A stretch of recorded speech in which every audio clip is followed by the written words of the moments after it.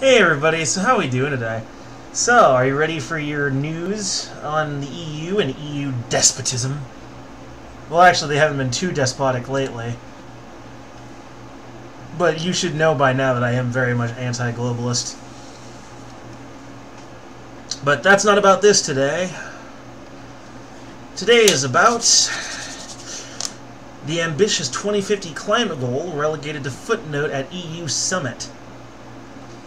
And I did a buttload of research on this one, kiddies. So here we go.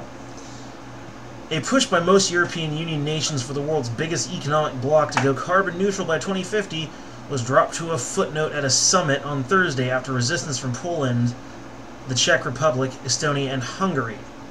Because not everyone agrees that global warming is anthropogenic. In fact, it would seem that climate change is a natural cycle that's been going on for all of human history. All that's really happening as a result of our activity, all that's really going on is just we're causing minor fluctuations, but the cycles continue, regardless of our influence. Because if we look over here at this data, this is global temperature trends from 2500 to 2040 AD. Now, if you look over here in 2200 BC, at least 10 eruptions in Italy, Pacific, and Alaska. Whenever solar radiation has decreased and volcanic activities increase, global temperatures suddenly plummet, often within weeks or months.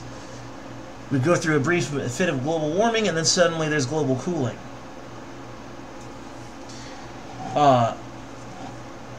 So the warmth period goes pretty high in 2200. Then there goes a sudden cool down in 2000 BC. The era of the Great Human Migration, 1800 to 1600, there's a sudden cool down.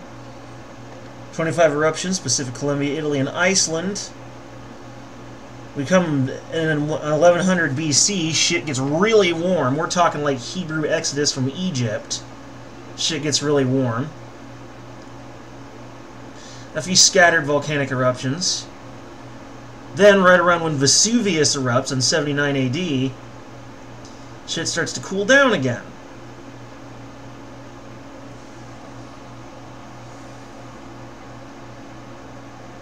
In fact, during the Grecian Empire period, in 400 and 200 BC, you can clearly see that shit also cools down significantly.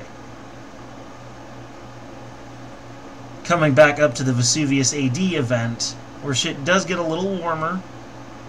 Then we get a warm high during the Roman Empire, not as bad as the high and warmth during the Hebrew Exodus. So yeah, look at this shit. We go through cycles of warm and hot and warm and hot and warm and hot. So global warming is exaggerated by a lot because politics drive science these days versus science driving politics. The relationship has effectively reversed itself.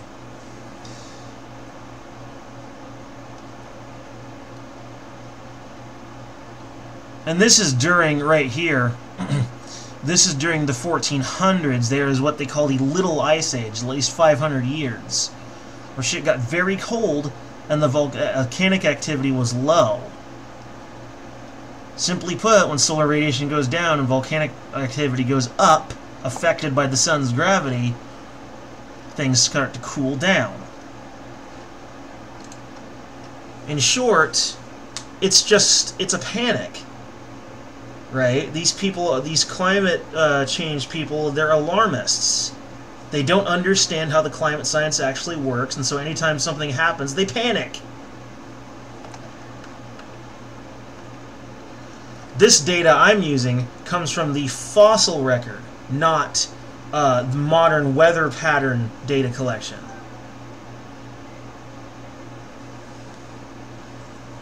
This shows heat and cold shifts going on for nearly all of human history.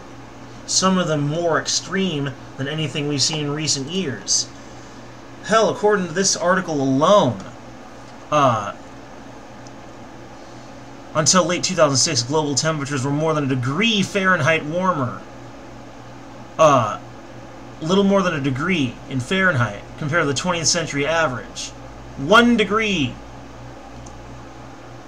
From August of 2007 through February of 2008, the Earth's mean temperature dropped to near the 20th century average of 57 degrees.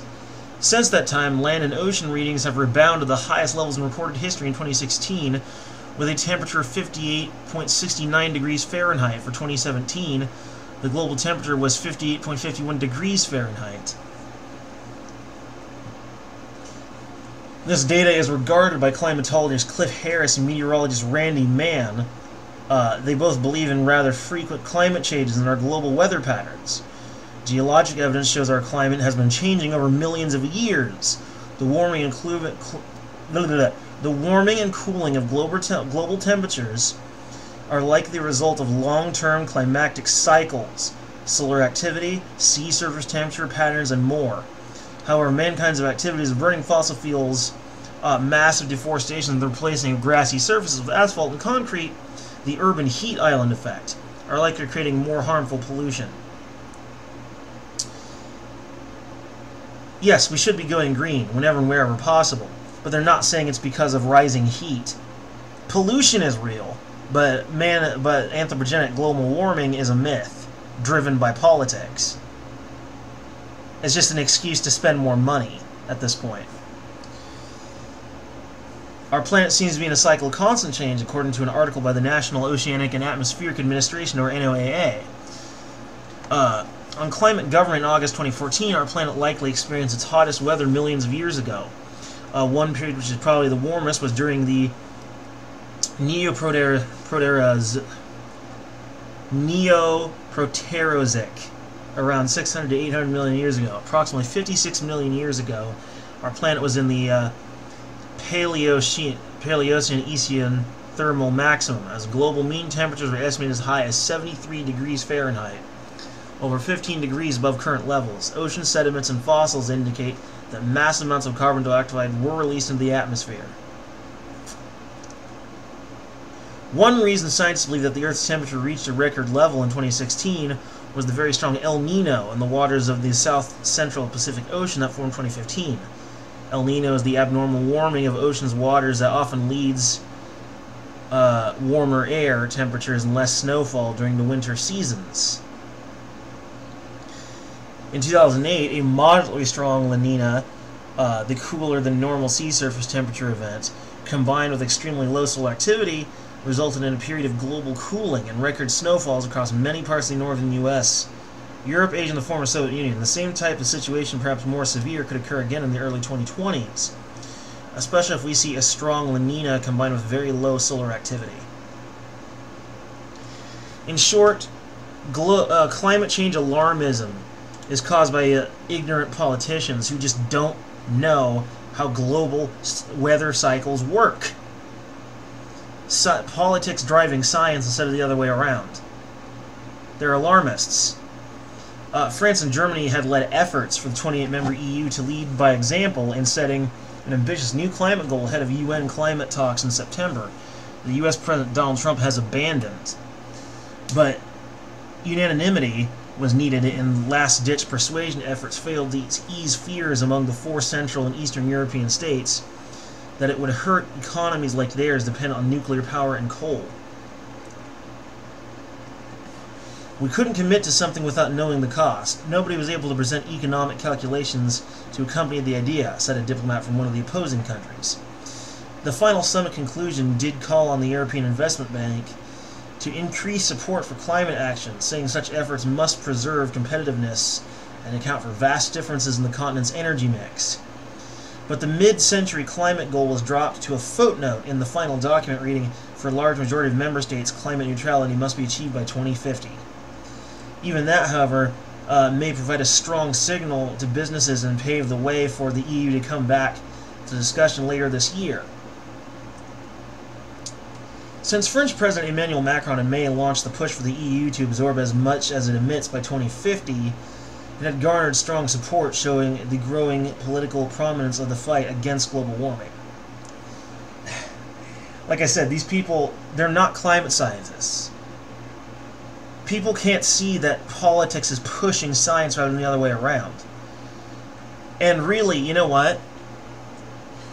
I still approve of their efforts somewhat. Because while global warming is not anthropogenic, people don't actually cause it. It's just a natural cycle. We'll warm up a little bit, then we'll cool back down eventually. I mean, this is something you learn in fucking grade school, okay?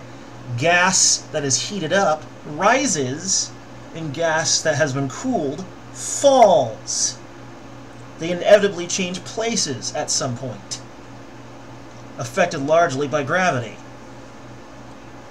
That's literally how we have fucking winter. That's a big part of it, believe it or not. Less to do with our distance from the sun and more to do with the transitioning of gases. But no, I support their actions somewhat because it won't actually affect global temperatures. But it will cut down on air pollution, which is important because, well, we need clean air to breathe because we kind of like being alive, you know? And having air that is not clean to breathe kind of gets in the way of our being alive, so... But now here's where the alarmism gets into play. It's like, time is running out. Months of youth climate protests and bleak warnings from UN scientists that more is needed to limit global warming to 1.5 degrees Celsius helped propel Green parties to their strongest showing yet in May's European Parliament elections. UN Secretary-General Antonio Guterres has called on the bloc to aim for a 55% cut by 2030, far more than the bloc's existing goal of reducing greenhouse gases by 40% from 1990 levels. But doubts remain even among nations in favor of the 2050 goal over how to pay for the economic shift to low-carbon technology in big employment sectors such as transport, farming, and building and remain competitive. Polish Prime Minister Mateusz Morawiecki,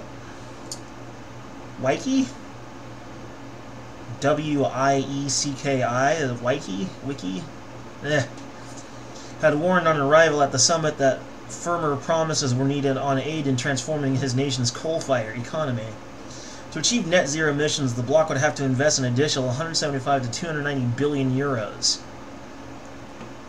per year in clean energy technology, according to an EU projection.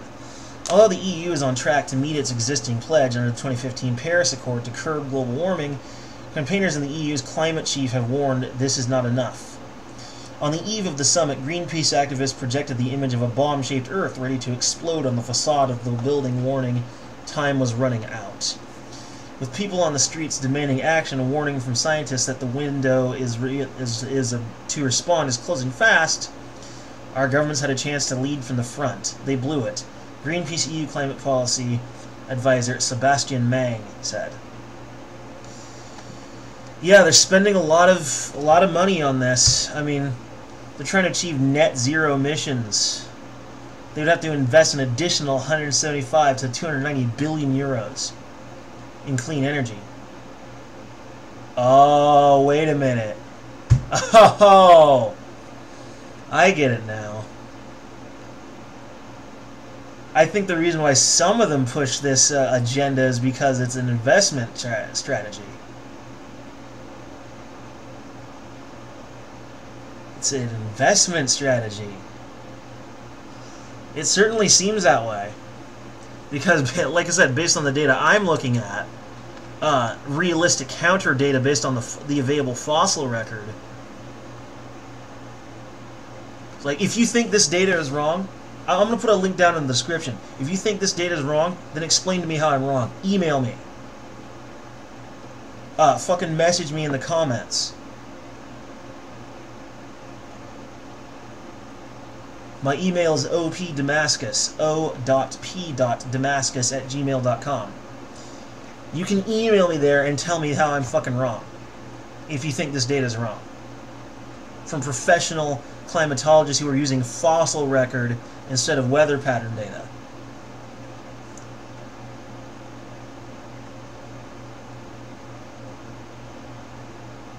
So, you know what? Do it. If you think I'm wrong, then prove me wrong. It's a big waste of time, it's a big waste of money, and it's just typical political alarmism. Only this is what alarmism looks like from the left. Whereas alarmism from the right is more about immigration and Islam. Which admittedly, there's a lot of bullshit on that side of it. Any kind of alarmism is automatically going to be bullshit. It doesn't matter what kind of alarmism it is. It's going to be bullshit no matter what. Bottom line is, though, global warming is not anthropogenic. At best, we're just going through a warm period, which will eventually again see another cold period, like the cycle has done so many times before. Best case scenario. Worst case scenario, as I talked about earlier about heated gases rising and cold gases falling, we could see a massive downrush of cold gas all at once. The heat melts some of the ice, water spreads, sea level rises, and then we get another ice age after yet another downrush. Worst case scenario. And maybe that's what they're afraid of, what they're trying to avoid.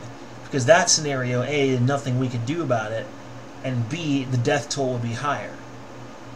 Whereas if it was anthropogenic, we absolutely could do something about it. Which is why I guess they're sort of being in an ass-backwards kind of way, I guess they're trying to be sort of optimistic about it. But I wouldn't be surprised if the EU would try to use a possibly Trump-esque tactic to try and force the Czech Republic, Estonia, and Hungary, as well as Poland, to get in line with this crap. It's just alarmism. These people do not understand how the climate cycle works because they're using faulty data that is based on global weather patterns rather than the fossil record, which goes much further back. And if you go that far back, you see this shit's been happening for literally all of human history. Anyway, suck it, Al Gore.